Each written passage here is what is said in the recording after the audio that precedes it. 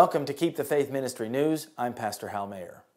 In the aftermath of the recent Charlie Hebdo attacks in Paris, France has disclosed plans to establish a dialogue forum which would engage leading associations, intellectuals, and other notable figures from the Muslim community into regular talks with the government. The Interior Ministry source said much of the focus will be on training Muslim preachers, including requiring them to get a diploma from a state-run curriculum if they plan to work in prisons as chaplains, where radicalization often happens. It is estimated that more than 60% of prisoners in France are Muslim, making them prime targets for radicalization by extremists. Prison chaplains will only be recruited if they have obtained a new training diploma in the fundamental principles of the Republic. Interior Minister Bernard Cazeneuve said, "What he is really saying is that those without a government diploma will not be hired." And while the nation's strict secular laws make this a delicate task for the government in balancing France's legal secularization and freedom of religion, the government wants imams to take the new civic responsibilities diploma in an effort to educate them how to work against radicalization. Certain imams lack knowledge of the language and the law, the ministry official said. While engaging religious leaders to help the government enforce its laws is not new, these Muslim preachers are being singled out for special treatment.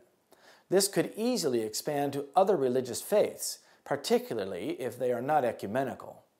While the government also wants to keep an eye on education to make sure that religious schools follow the national curriculum, it is also providing funding for surveillance video in mosques in the name of protecting Muslims from anti-Muslim violence. It is crucial the Republic protects all its children, and especially mosques, from anti-Muslim acts, Cazeneuve said. Imagine government surveillance cameras in your church in the name of keeping you safe. While many churches and other houses of worship already have their own closed-circuit video surveillance, what is to stop the government from regularly viewing the video, particularly if the government funds it? While this would be very intimidating to pastors and others charged with giving the true Bible message in these last days, it would also place a heavy burden on freedom of speech.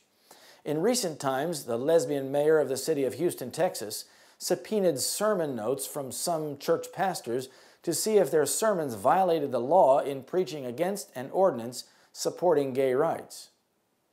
Imagine church pastors or elders having to pass a government-mandated diploma on how to teach the Bible before they can preach in a church pulpit, minister inside prisons, hospitals, or other civic organizations.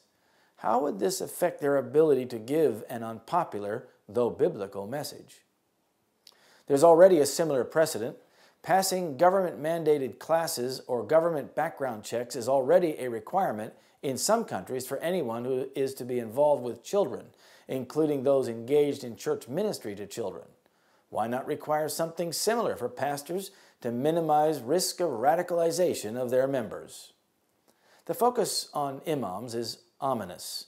While anyone in their right mind would decry the violence of radicalization, what will happen when your church pastor is pressured or required to take classes in anti-radicalization training so that he is aware that preaching against Babylon from the Bible is not acceptable and is a threat to national security?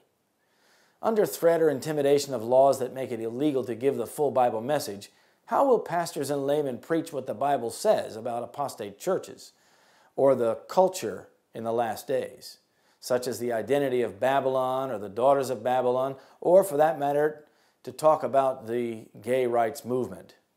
How difficult will it be for faithful pastors to give the full Bible message when government-mandated training teaches them that they must be ecumenical?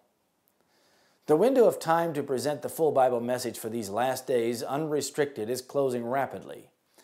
The work which the church has failed to do in a time of peace and prosperity, she will have to do in a terrible crisis under most discouraging, forbidding circumstances.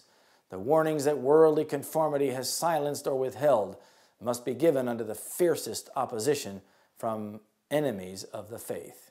Testimonies for the Church, Volume 5, page 463.